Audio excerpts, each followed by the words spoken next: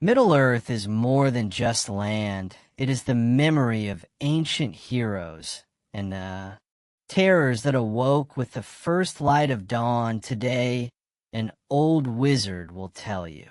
Yet another legend, so you may understand that even the darkest times can give birth to light in an age not long after the fall of the dragon smug, when the lonely mountain once again glittered with gold and song. The North enjoyed a time of fragile peace. The fires of war had cooled, and King Ironfoot, noble and unyielding, sat upon the throne of Erebor. Under his rule the forges glowed with steady flame, and deep beneath the mountain the dwarves toiled with pride and purpose, hammering out treasures long buried. Beside them the men of Dale rebuilt their city of stone and wood, where once ruins smoldered and the river bore laughter as well as trade.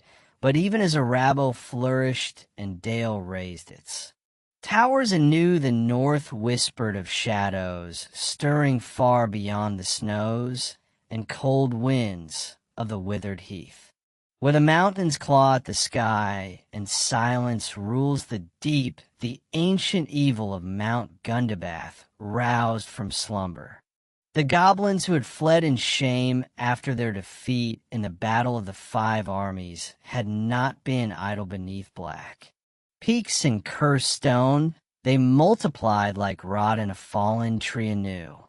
Chieftain had arisen among the Morgul the pale.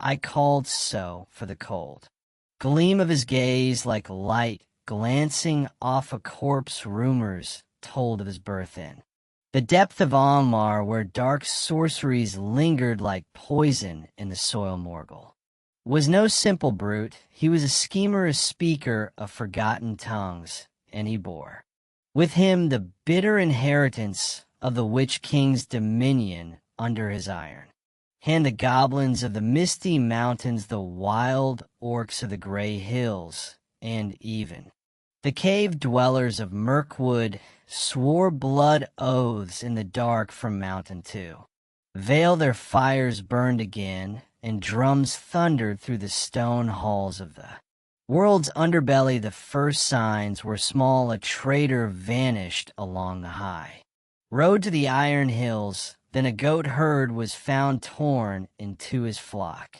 Scattered like leaves, the ravens, long allied with the dwarves, flew far and returned with dire warnings. Listened, his brow furrowed like the edge of a cliff, and summoned his captains to council in the great hall of Thra there, under vaults carved before the memory of men, where the walls caught the torch light like treasure. The dwarves gathered to speak of war. The darkness sad Gundabard grows bold, said he, his voice heavy with resolve, and Morgul means to test our strength. Let him come, cried Thorin's stone-helmed Dionys, nephew and fiercest general. We are no broken kin, we drove them back before, and we shall again. I said old Burfu from the shadows, his voice rough with age, but bold words do not stock arrows or fill bellies if they come in numbers greater than before. We must call our kin from the Iron Hills. They are already summoned. Dinan answered, but the roads are watched. No raven returns from the east. So the horns were sounded in Dale, and the gates of Erebor were sealed. Warriors manned the high battlements and watched the northern slopes. Fires were lit at top towers of stone to signal aid. But no aid came. Bard, too, grandson of the dragon slayer, armed his people and sent scouts to the river banks. Even the elves of Thranduil stirred, though they spoke no word. Shadows moved among the trees of Mirkwood, and green-cloaked archers were glimpsed by moonlight. Then came the storm on the 21st night, when the air itself hung thick with dread. The goblins came like a flood loosed from the pits of the earth. They poured from mountain Cracks and deep-cut passes, wargs snarling at their heels, trolls lumbered. Forth bound in chains, and bearing rams of stone, an iron Morgul rode above them, all astride a creature of wing, and Fong a fell beast of unknown kind with eyes. His voice echoed through the night, like iron on bone break the gates he cried, and let stone bleed, to ravens watch high upon the northern shoulder of. Erebor the dwarves made their first stand, led by Captain Flame. Bearded warrior of fierce renown, they rained death upon the enemy from above. Arrows hissed and stones shattered, but the goblins were many in the sky. Churned with foul sorcery, a black fire consumed the beacon of Raven's watch, and before dawn the tower had fallen. Erebor now stood alone, besieged from every side. The goblins clawed at the slopes like rats upon a sinking ship they hurled. Spears of jagged bone and lashed crude ladders to the stone, but the dwarves had prepared vents of fire, lit the night as boiling oil poured down the cliffs. Crossbows sang from murder holes, and hammers rang like thunder. King Dinny stood atop the walls, and armor blackened by forged fire, his boar tusk helm gleaming. With him stood Thorin's stone helm, and the shield brothers of Erebor, dozen in number, unyielding in spirit. They were few, but in them burned the iron will of their fathers. 3 days passed, and Ed held, but each day drained the dwarves of food. Arrows and strength, smoke curled from the lower slopes, and trolls battered at the gates with howls like avalanches. Still no aid came then on the fourth night. A sound unlike the goblin war horns rose from the dark. It was a deep, distant call, low and clear like wind across the northern moors. It was the call of men, but not of dale, nor of any known land. Figures emerged from the shadows, cloaked in gray. Silent as the stars above, they moved like mist, their swords long, and glimmering with ancient craft. At their head rode a tall man, his face hidden beneath a hood, but his voice rang with a weight of old kingship. We come from the north, he said, to stand beside the sons of Duran. Long have we watched and long have we wandered, but now we make our stand. The rangers of the north had come, forgotten heirs of Numer, protectors of the wild, and the last hope in a land on the brink. The coming of the northern rangers was like the arrival of wind before a breaking storm, silent, but full of power. They came not in great numbers, yet the strength they carried in their hearts bore the weight of ancient bloodlines and long-forgotten oaths, clad in weathered gray cloaks and bearing blades that glimmered cold and keen beneath the starlight. They passed among the outer shadows of Erebus flanks, unseen by the goblins that had begun to pour like vermin across the valley floor. Their leader, a tall man cloaked and hooded, was known to few, though his bearing was noble, and his voice held the cadence of old kings. His eyes gray as storm-washed stones saw far through the gloom, and his name, Eridion, son of Haver, whispered like a breeze among the rangers who followed him.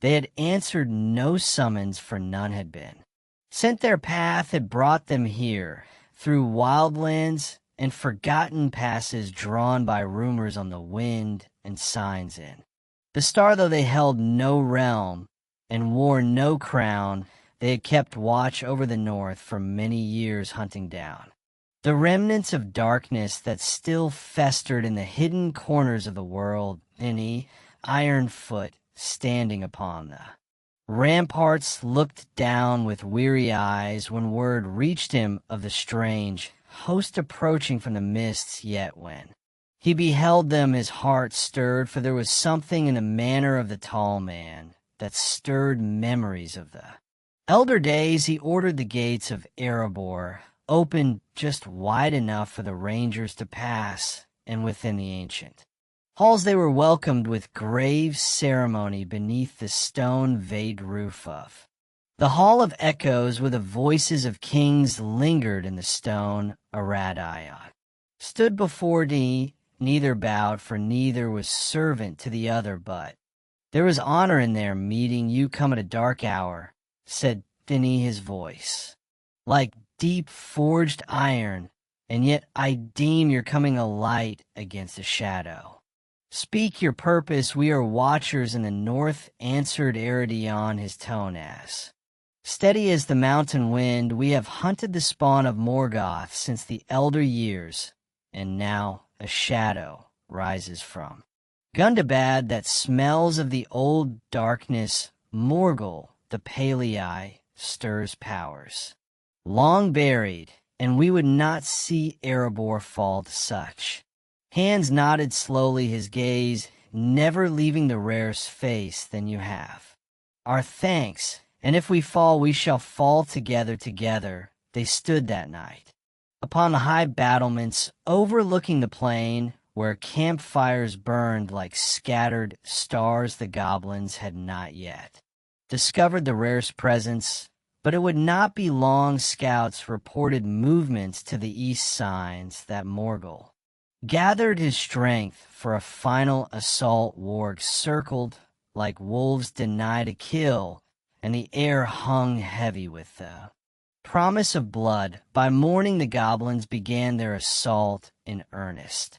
Siege towers of warped wood and bone rolled across the charred grass, drawn by groaning beasts stitched together by crude sorcery.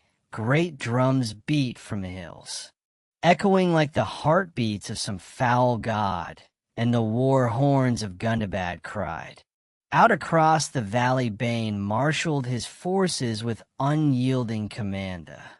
The dwarves of Erebor stood in shining ranks, their armor polished though blackened with soot, their axes keen, their shields gleaming. Beside them stood the rangers, less armored but live and deadly. Though they were few, they struck like swift shadows, and their arrows sang death among the goblin ranks. Upon the outer slopes of Erebor, the first clash came. Goblins surged like a wave against stone, hurling crude grattles and climbing ropes toward the dwarven defenses. Fire poured down upon them, and crossbow bolts thudded like rain into their shrieking ranks. But still they came on, driven by madness, by fear, and by the iron will of their master. From a rise beyond shot, Morgul watched the battle unfold, his face pale and gaunt, showed no anger nor joy, only the cold, focused hunger of a mind consumed by purpose. Upon his brow he wore a circlet of black iron, and in his hand he held a staff of bone bound in iron rings. With a single gesture he raised it, and from the hills behind new terrors emerged. Trolls clad in patchwork armor surged forward like the breaking of a dam. Their roar shook the slopes, and they bore with them massive hammers and siege rams that could shatter stone. Behind them came a second wave of goblins, larger and better armed, their helms crowned with cruel spikes, their blades glistening with poison. Any saw the danger and gave the signal from hidden doors within the mountain. Fresh companies of dwarves emerged, miners turned warrior smiths, clad in chain-wielding mattocks and hammers. They struck from the flanks, splitting the goblin wave and driving it back with the fury of a forge unbound. Stone shattered and blood stained the snow as the mountain itself seemed to rise in wrath. But even amid the defense, a new terror was unleashed above the field. A cry rang out, not of man nor Beast, but some twisted thing that had once perhaps been a creature of the skies with leathery wings outstretched. Morgul's fell beast descended upon the battlefield. It breathed no fire yet. Where its gaze fell, men faltered and turned to flee. It struck at the wall. With talons like spears, its shriek echoing down the mountainside, Aradian. Seeing the creature's descent, leapt from the wall and dashed across the parapets toward the beast's perch his sword. Forged in the elder days and blessed in secret by the wise, gleamed with a cold. Fire he called out in a tongue not heard in the north for many years, and the beast turned snarling to meet him. Their clash was like lightning striking stone. Aridin danced beneath the creature's claws his blade, finding its marked time, and again, though the beast's hide was thick and foul upon its back, Morgul laughed cruel and cold, and he raised his staff high, calling down a darkness that swirled like smoke, but Arden stood firm. And even as the shadows clawed at his sight, he drove his sword deep into the beast's flank. It reared with a shriek, and took flight, bearing Morgul away into the night, trailing blood and black mist. For a moment the goblin host faltered. Their chieftain had vanished from the field, and the sight of their monstrous champion wounded chilled even their rage. Diane saw the moment and pressed the attack, leading a charge down the mountain slopes, his war cry ringing louder than the drums the goblins broke. Like a rotten dam fleeing back into the hills, and the dwarves, though weary and bloody, did not give chase. They returned to Erebor's gates and closed them once more, for they knew this was but a respite. The siege had not ended. It had only begun. Night fell once more over the northern vale, yet no stars pierced the gloom. A heavy paw hung in the air, as though the heavens themselves grieved. Blood spilled upon the stony fields below. Erebor stood still and silent, save for the murmurs of wounded men and the sullen clang of forges rekindled within the mountain. The halls flickered with firelight, and the voices of the dwarves, usually deep and strong, were hushed, for the memory of the battle lay fresh upon their hearts. King and Ironfoot paced beneath the stone arches of the king's hall, his brow furrowed in thought, his hand ever resting on the haft of his werix. Around him gathered his most trusted captains, Thorin, Stonehelm, grim-faced, and proud Balak of the Iron Hills, newly arrived with a host that had braved perilous paths to reach Erebor's gates, and Buffer, now old, but still sharp of wit, who leaned on his staff and watched with shrewd eyes. The ranger stood apart, his gray cloak still straw with the soot of battle, his face lined with weariness and resolve. They fall back, but not in defeat, Dean said at length, his voice echoing against the walls like the slow rumble of distant thunder. This was no rout, but a drawing of breath before the storm's next gale. True, replied Thorin, Stonehelm resting one gauntlet fist on the hilt of his sword. The beast fled, not in fear, but in confusion there. Captain wounded, not slain, he shall return, and in greater fury. Aradian nodded the shadows, and his gaze, deepening. Morgul will not rest nor retreat. His purpose is fixed as iron and stone. He has tasted our strength, and will gather darker things in the deep places. What you have seen is but a fragment of the force he commands. Then let him come, muttered Bree, his voice like gravel. We shall meet him with iron and fire. Arabelle will not fall, while dwarfs still draw breath. But Aradian's voice, though quiet, held the weight of long years. Steel alone may not suffice, Morgal. Bears a weapon forged in shadow, and I fear it is not wholly his own there are. Whispers signs of an older power, guiding his hand, the very roots of Gundabad stir. With that which has long slumbered at this silence, fell among the gathered. Leaders all had heard the ancient tales of Onmar and the Witch King of Fell, spirits that had fled into the earth when their master was cast down their evil dormant knot. Destroyed Dinny's eyes narrowed, and he spoke low and grim, if what you say is true. Then this war is greater than Erebor alone. We must not only hold the without light the deeper, that when the more the air grew still and heavy until even their breath seemed muffled, swallowed by a presence that pressed against the skin and whispered in the marrow of their bones. None spoke words, felt brittle in that place, and even thought became a burden, for each step carried them further from the sunlit world and into a realm where time held no sway. Filion walked foremost now, for of them all only the elves could feel with certainty the rhythm of the ancient earth, and their presence gave strength to the others, though the chill that rose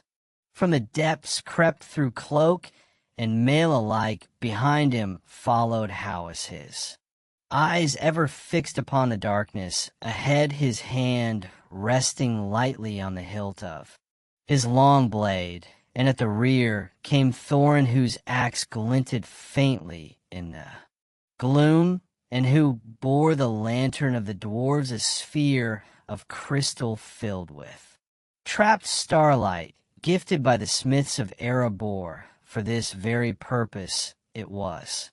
By that light alone they found their way, for no flame would endure within the hollow, and even the elves' eyes sharp as they were saw only, as through a veil the lantern's glow was pale, neither warm nor cold, but pure, and it drove back the darkness no further than a spear's length. Beyond that circle of light all was shadow unbroken and silence unending.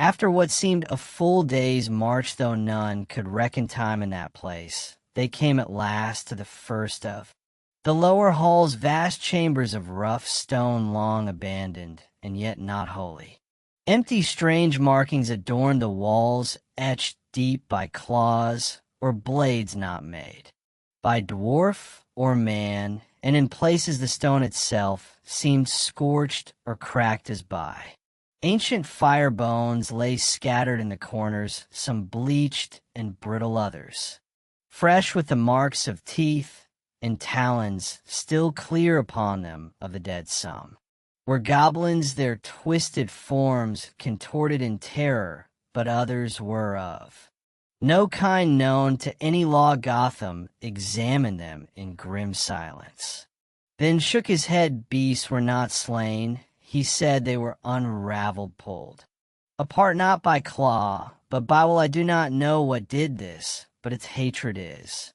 older than either fury or hunger. No one answered, for the truth of his words lay thick upon the air. They moved on deeper still, and the halls gave way to tunnels, winding and narrow, carved not with hands, but shaped by some dark intelligence that knew the mountain's bones and twisted them to its liking. Here they passed doors bound in iron and sealed with forgotten symbols, yet none dared force them, for behind each one seemed to lie a breath, a whisper of waiting, and the sense of eyes that watched without sight. At length they came upon a chamber unlike any they had seen before. It was circular, with a roof high as a temple vault, and in its center stood a great pillar of black stone, smooth and flawless, though the air about it rippled as if with heat upon its face were carved a 1,000 tiny runes so fine they could not be read save by touch, and around its base lay a ring of dust undisturbed by wind or company halted, and even the elves stood still as statues, for in that place the very mountain seemed to hold. Its breath Fearin approached the pillar, his face pale, and placed one hand upon its surface. For a moment he stood thus unmoving, and then staggered back as if struck. Kinner caught him, and Farian spoke through clenched teeth. "It is no pillar, it is a memory, a prison, and within it something dreams. It knows we are here." At that the ground beneath them began to tremble. Dust fell from a roof, and the stone walls groaned like the timbers of a ship upon a stormy sea. The lantern's light flickered, and for the first time true darkness stirred, not the absence of light, but a presence of will seeking. Reaching hungering Haroth cried out, not in fear, but in warning, and drew his blade, which gleamed like silver fire. Thorin stepped forward to stand beside him, raising his axe, and the others formed a ring around the pillar, weapons drawn, eyes wide, hearts steeled against the cold tide that now surged around them. Then came the voice. It did not speak in words, yet all heard it. It came not through air or ear, but rose within the mind like smoke curling through thought, and memory binding itself to fear and doubt.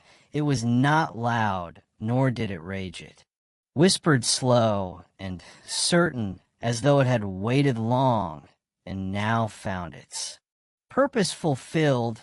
"You are late," it said. "The north was mine before your kind woke.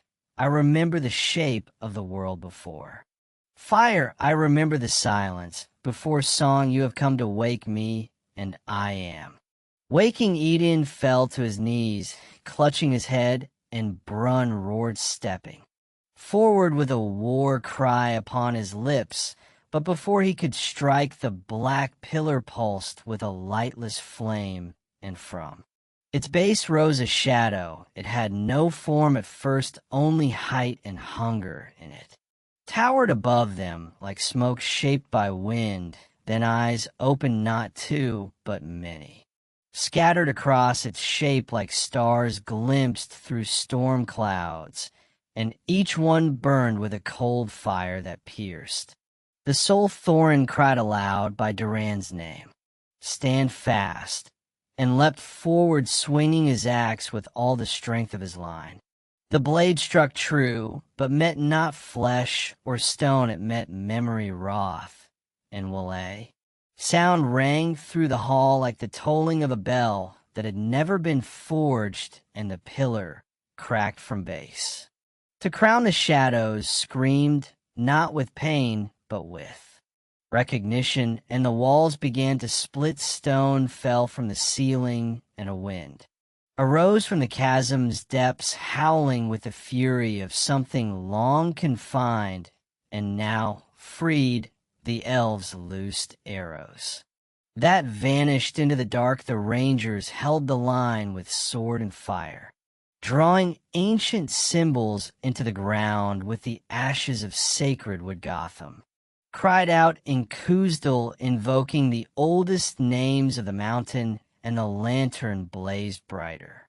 But even as the light grew, the shadow surged, and the company was driven back. Step by step Felian fell, pierced by a tendril of unlight that passed through his heart without leaving a wound, and his body crumbled like leaves in the wind. Hullen was pulled from the ring, and vanished into the dark. The rest stood in a shrinking circle, weapons raised, faces pale. Then from the ruin of the doorway through which they had come, a new light, clear and strong, silver as the stars upon the sea, a figure stood there, cloaked in gray, with a sword in one hand and a staff in the other his face was, shadowed by his hood, but his presence shone like a beaker. He raised his hand, and the shadow, flinched back, said the figure, and his voice was like the ring of steel and the song of rivers. You are not yet whole, and the north is not yours to claim the shadow. Recoiled, shrieking, and in that moment the pillar burst apart, sending shards of black stone in all directions. The light of the lantern consumed the darkness, and the ground split beneath the shadow's feet. With a sound like wind drawn into a tomb, it vanished, sucked into the chasm, and silence fell. The figure turned to the company and lowered his hood. It was a radian long, was the silence that followed, for the light of the lantern still burned, casting its silver flame upon the broken chamber, and in its glow the shadows lay, vanquished, curled, and crumbling like ash at the edge of a forge. Dust hung in the air, drifting slowly to the ground, as though time itself had grown weary of its burden. The pillar was shattered, its fragments cold and lifeless. The runes that once twisted across its surface, now lost, scattered like the last breath of a dying tongue. All around the walls of the hollow groaned, but they did not fall. The thread had passed, though the wound in the stone would never heal. Adadon stood upon the threshold, unmoving, his cloak torn and stained with the toil of many roads, his face worn with time and toil, his eyes, though shadowed with sorrow, burned still with the strength of the north. And when at last he lowered his staff and stepped forward into the chamber, the company bowed their heads, not in homage, but in recognition, for they had thought him lost, a wanderer swallowed by shadow, and now he stood before them as one returned from beyond the veil of legend. Gorin Stonehelm was the first to speak, his voice low and grave. You are gone, ranger gone beyond. All finding Aradian's gaze met his, and in it was the memory of distant paths and nameless foes. Not lost, he answered, but searching, for I knew the fire was not quenched at Gundabad, and though Morgul fell, the thing that stirred beneath him had not yet awakened. I followed its whisper westward through ruins forgotten even by the wise, until I found his name written not in ink or speech, but in blood and stone. It was not born as other evils have borne, nor does it rise as they rise. It was a thought cast out in the days of the first dark, left rootless and bitter beneath the bones of mountains, and now it has found breath again. Pauros knelt beside the fallen Felian, who lay still in the dust, his face at peace, though no breath stirred in his chest around him. The others moved with reverence, tending to the wounded and honoring the dead, but their eyes returned ever to Ardian, who now placed his hand upon the broken fragments of the pillar. It was not yet whole. He said softly, it needed more. More blood, more voices to call it forth. This place was a mouth, not a throne, but now its silence is broken. The north will not sleep again. Kenner, who had said, little since their descent, now approached and knelt by the fragments, tracing the etched runes with long fingers. Can it return? He asked, his voice like the breath of winter upon the grass. Will it rise again in another place called by another name?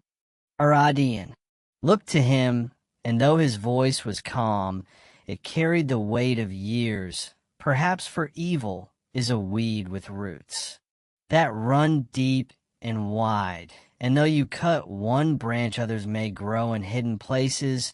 But what we have done here will not be undone. Swiftly the thing that woke now flees once more into the deep scattered, and wounded it will take long years to gather itself, and longer still to reach beyond the earth again. If it rises, it will rise to find us waiting, though it was that the company, though broken in number, gathered what they could of their fallen, and began the long climb from the hollow, bearing with them the tale of what had transpired. Their limbs were heavy, and their hearts wearied by grief, yet a kind of peace walked with them, for they had stood in the dark and endured, and though the shadow had not been utterly destroyed, it had been turned back, if not forever then, for a time long enough to strengthen the walls of the world once more, when at last they emerged into the open air. The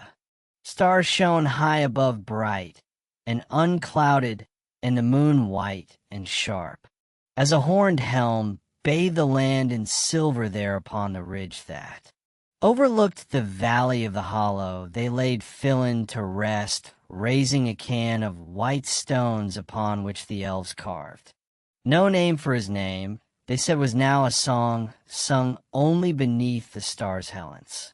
Body was not found, and none knew whether he had perished or been taken by the dark, but Thorin placed a black stone upon the cairn, engraved with the hammer of Erebor and the sigil of Dale entwined, and spoke in the old tongue of Duran's folk a blessing for the nameless lost, who wander still in service to the light.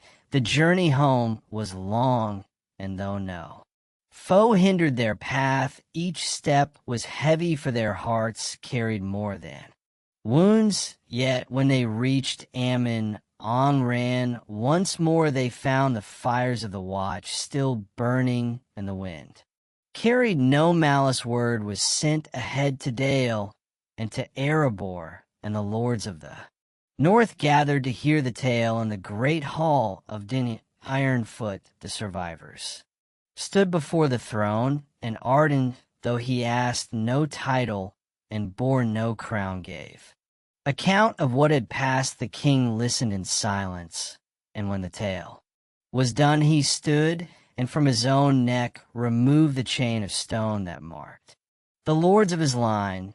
You ask for no reward, said Denis, and yet the debt owed is greater than the treasures of the mountain. But since you will not take gold, take this instead, our oath. Arab shall keep the watch so long as stone stands and the fires of the forge burn. No darkness shall pass in the north unmarked. This I swear by the beard of Duran and the throne of Thor. And the kings of men and elves gave their assent, and the silent guard was renewed. And strengthened from that day, the watchers of the north bore a new mark, a broken pillar, crowned by flame, and among their captains Thorin Stonehelm was named warden of the north, march keeper of the high passes and the hidden paths under his hand. The outposts grew strong, and even in the dark of winter the stars burned brighter upon the peaks as fore. Arden he did not remain when the last can have been raised and the final word spoken. He passed once more into the hills, walking westward where the wind carried the scent of sea. And memory, some say, he dwells still among the rangers, a gray shadow beneath the boughs. Others say he passed beyond the land altogether into the forgotten realms where only the stars remember the names of kings. But wherever he went, the tale of his deeds endured, not only in the halls of stone or the songs of minstrels, but in the watch kept by those who stood the high ground, ever alert, ever ready. So ended the battle for the north, not with trumpet nor triumph, but with a silence held in reverence, and with the knowledge that darkness, though banished, waits always at the edge of the world, yet against it stands courage and memory and the strength of those who Choose to face it though no songs be sung, and no glory given, and beneath the mountain in the deepest forge where flame never dies, the dwarves of Araba cast a great stone carved with runes of fire and frost upon, which was written a single line. They came in silence, but the shadow fled before them.